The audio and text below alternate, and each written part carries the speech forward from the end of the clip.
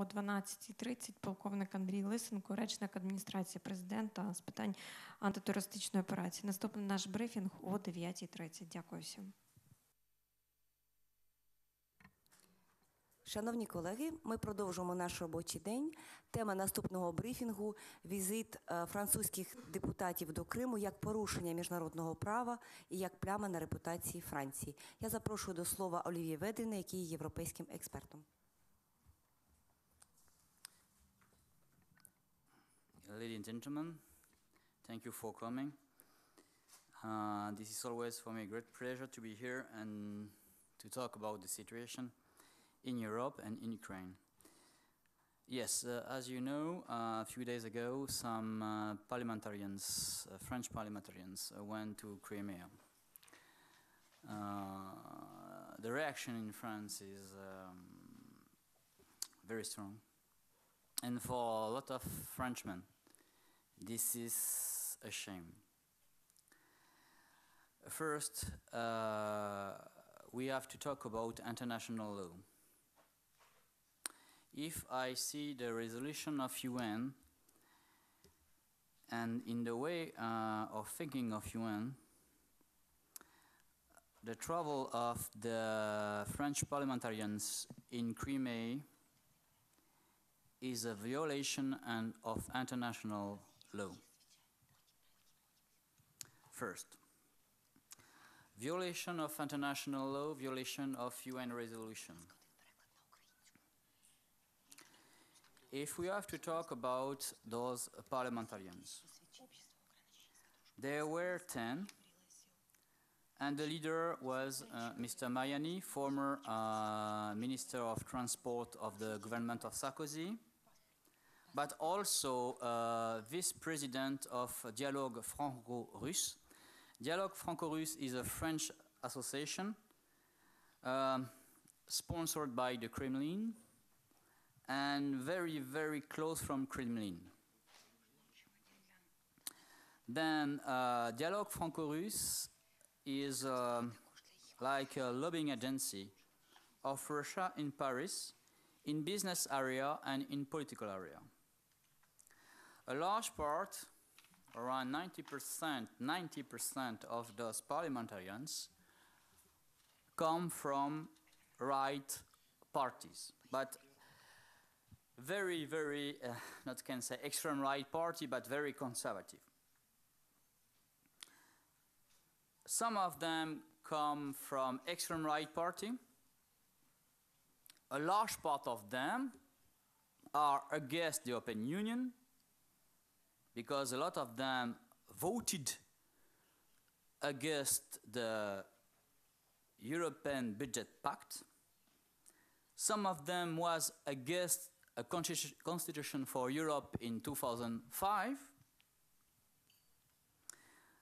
Some of them are also against USA. They think that USA want to rule the world and that the European Union is, what can I say, is a tool, is an instrument of USA. I think about this Senator Yves Pozzo di Borgo. He wanted to destroy a part of the US embassy because of NSA agency. Then, as you see, we have here a part of conservative person, anti-European and anti-American person. And a large part of them, I repeat, come from right party, and some of them as a past in extreme right party. For the Socialist Party, really, this is a shame. And Mr. Bruno Leroux, who is the chief of the Socialist Party in the French Parliament, talk about shame, about those parliamentarians. And as you know, Bruno Leroux is one of the 89 personality of the blacklist of Putin. Blacklist, that means he cannot go to Russia, he cannot have a visa. And as you know, also my friend, the President Henri Malos, is also in the blacklist of Putin. Then also Laurent Fabius, Minister of the Foreign Affairs of France, was shocked about this travel of the French parliamentarian in Crimea. And because, as you know, European Union and the international community do not recognize the annexion, criminal annexion of Crimea. Those 10 parliamentarians, French parliamentarians, do not represent France. They do not represent the French government and then do not represent the French parliament. They did this travel for their own interests. They represent themselves and only themselves. But for the Kremlin, this is a tool for propaganda. And for France, this is a shame. But they do not represent France, they represent only themselves. But I am very afraid about what will be and what's going on. Because this travel is for me only the first travel we will see in Crimea and in Kremlin. Those travels, in my opinion, began with Tsipras in St. Petersburg a few weeks ago. And more we will see in Europe some representatives of extreme party, extreme left party or extreme right party,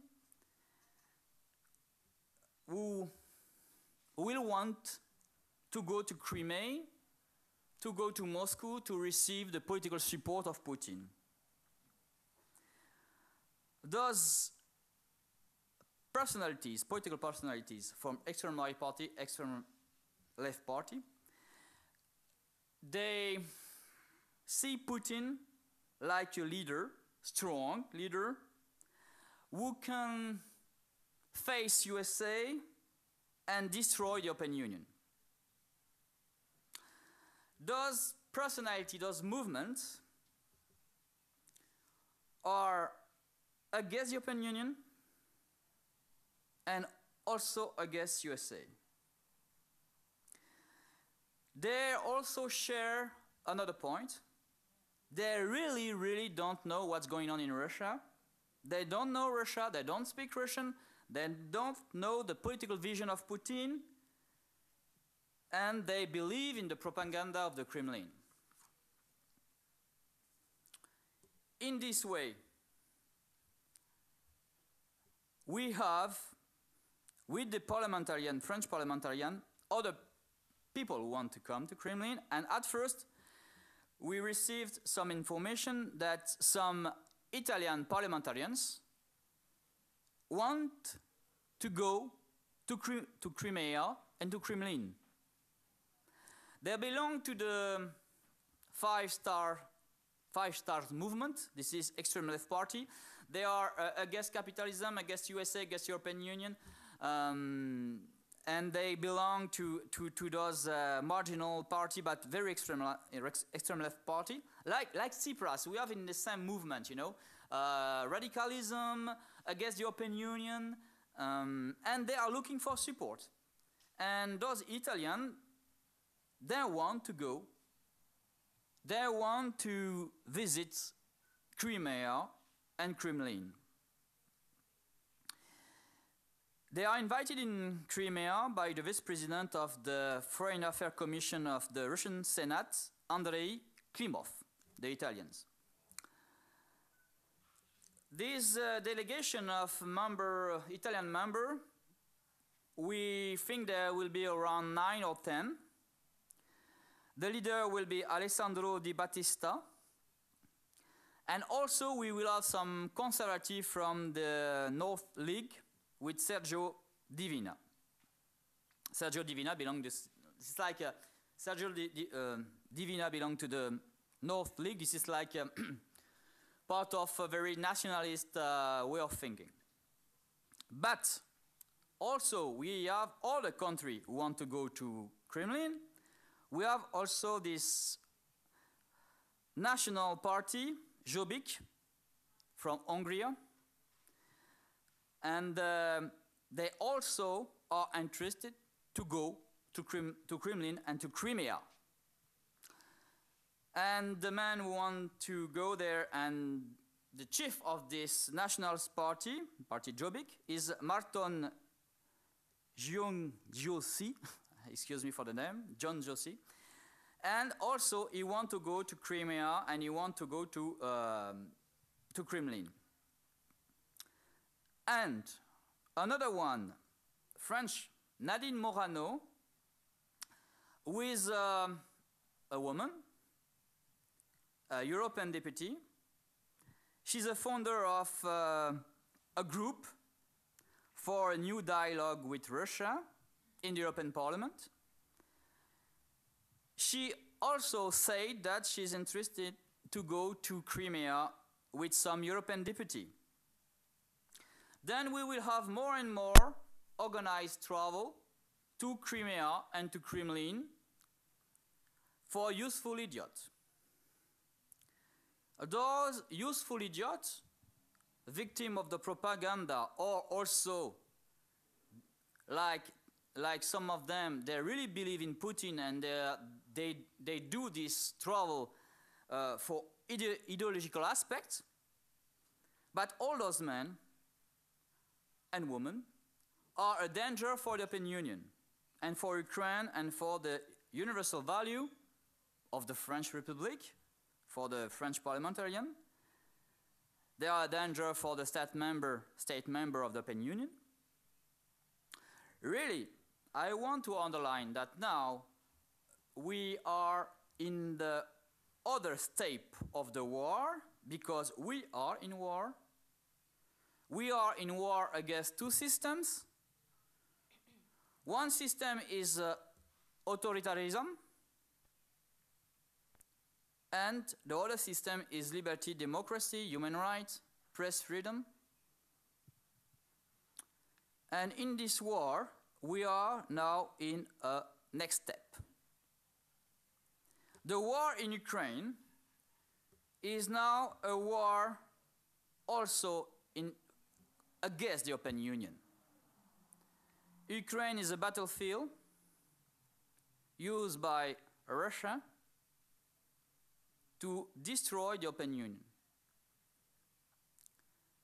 Crimea is the center of this battlefield, like the Donbass. Really, I want to underline, we are now in a new step of this war. Thank you. Шановні колеги, шановні журналісти, якщо у кого є уточнюючі запитання, будь ласка, піднімайте руку і представляйтеся. Елена Денисенко, Общество Украино-Чеченской дружбы. Господин Оливье, вы знаете, у нас такая ситуация произошла. Я сделала приглашение чеченцу, который проживает во Франции, для того, чтобы он посетил Украину. Он является членом Общества Украино-Чеченской дружбы. Вчера он мне вечером звонит и говорит, да, добрый. Merci beaucoup. C'est plus facile pour moi. Yes. Attends. Yes.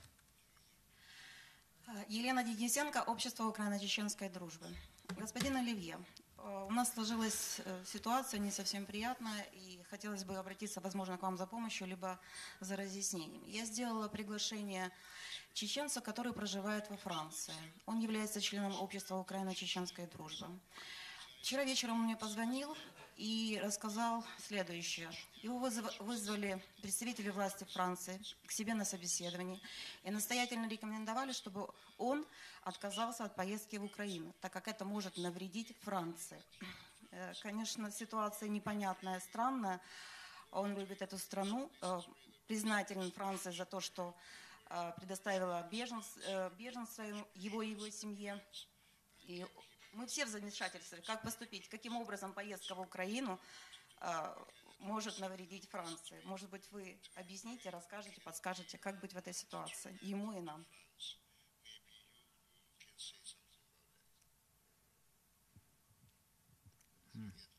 Yeah. Okay. I really don't know this subject. But you did you think about political refugees? No, you start a process for political refugees for this man. Political refugees.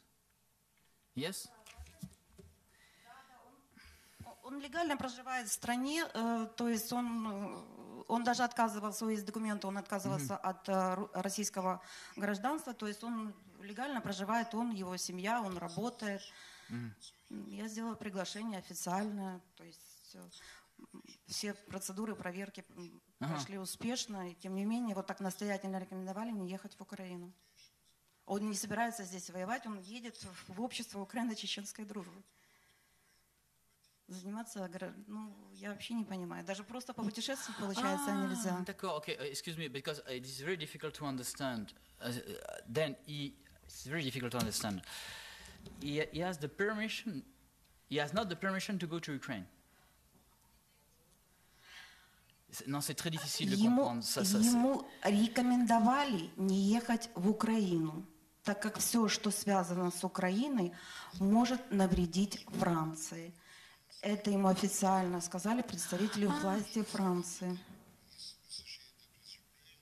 Рекомендовали просто. Он говорит, я не знаю, что мне делать. Не хочу навредить стране, которую я люблю, Францию. Да, это моя вторая родина, я ей признательна. И в замешательстве, как быть, ехать, не ехать ли в Украину. I understand now. Okay, excuse me, because this is very, very difficult. The sound is not very good. Okay, I understand. Okay, for me, I have maybe one explanation. This is because we, in this war, everybody, officially, nobody talk about war, but we are in war, okay? Then, officially, France, like other states in the European Union, cannot say to some man, you can go to Ukraine to fight for Ukraine, you know? Because that will mean diplomatically that we have a war in Ukraine, and if we have a war, this is a war against Russia. That nobody wants to talk about that in France. That means if tomorrow a person is volunteer to go to Ukraine, to help Ukraine, France will say, no, please, we don't want to add problems in Ukraine. We don't want to provoke problems. This is only for that. We want to avoid provocation. This is the only way. This is a diplomatic issue. Nobody wants to push a provocation. That's why. Мистер Оливье, он не собирается воевать, он собирается приехать в Киев и принимать активное участие в жизни нашего общества Украино-чеченская дружба. Это чисто гражданское общество, он не собирается воевать. И тем не менее, вот ему настоятельно рекомендуют не ехать в Украину. И, возможно, я чего-то не понимаю. То есть он собирается быть в Киеве.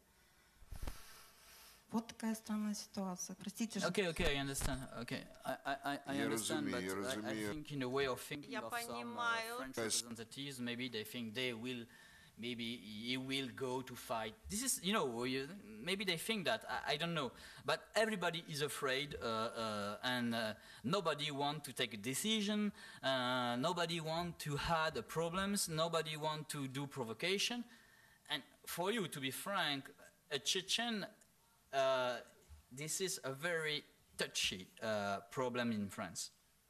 Then I think this is for diplomatical reason only, really. Дякуємо, будь ласка, якщо є ще запитання чи уточнення, задавайте. Представляйтеся тільки, будь ласка. Представитель азербайджанской медии. Месье Оливье, вчера целая семья из человек 30 отказался от медийного представителя, он живет в Европе, от Эмина Милли. То есть в Азербайджане уже такой апогея, что уже люди, как в советские времена, отказываются, во времена НКВД 30-х годов, отказываются от тех, кто в оппозиции. В этом способствуют некоторые европейские политики, которые поддерживают режим Алиева. Такие вот путешествия в Крым французских дипломатов, да и не только французских, есть и Германия, Италия, Румыния, и таких же путешествий в Азербайджан. Не является ли их соучастие в преступлениях, которые совершаются против этих народов? Все. What is your question?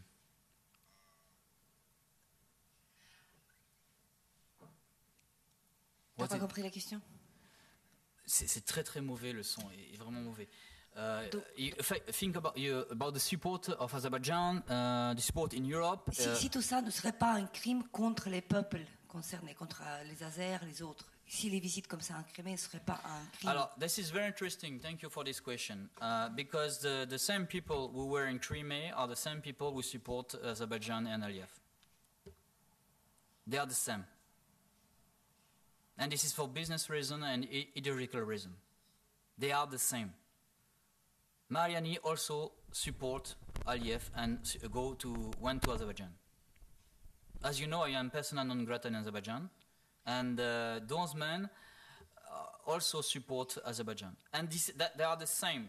You know, in Europe, we really have two camps now. We have a camp of democracy, human rights and freedom, who want independence and freedom for people, and we have a camp of totalitarianism, and this camp, yes, support Aliyev. This is the same people who support Putin. We are facing a problem now, very strong problem. We are in the same way than during the 30s, before the Second World War. Two camps in Europe. And yes, this is a crime against people. This is a crime against freedom and democracy. But now, you know, I want to underline that the same people support the same person. Шановні колеги, чи є ще запитання? Будь ласка, представляйтеся.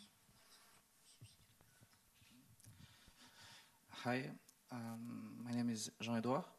I have a question about this delegation who was in Crimea. You think in future another European delegation can come in Crimea, for example, delegation from Italy, delegation from Germany, and what we can do for stop this? Thanks. I think so. This autumn we will have, yes, as I say, Italian delegation, and this Nadine Morano, the European deputy, want also to go with the European deputies delegation in Crimea, and I think this will be also in autumn. What we have to do, we are now in a war of information, and we have to speak honestly. First, we have to say that we are in war. And this is not a civil crisis, a civil war, this is in Ukraine. This is a war. And a state is destroying another state. This is a war. Stop to say this is a crisis, this is a war. We are in war. Then we have to underline that fact. Yes, fuck the war. We have to do that, honest, say we are in war, say that we are in war. Secondly, we have to underline the fact, and only the fact. And secondly, we have to talk about values. But nobody here wants to say in Europe that we are in war. And that's the first problem. We have to be honest. Thank you. Колеги, на жаль, у нас вже немає часу на запитання або на одне маленьке, коротке, якщо хтось хоче. Якщо ні, ми дякуємо Олів'є Ведріну. Наступний брифінг відбудеться буквально за декілька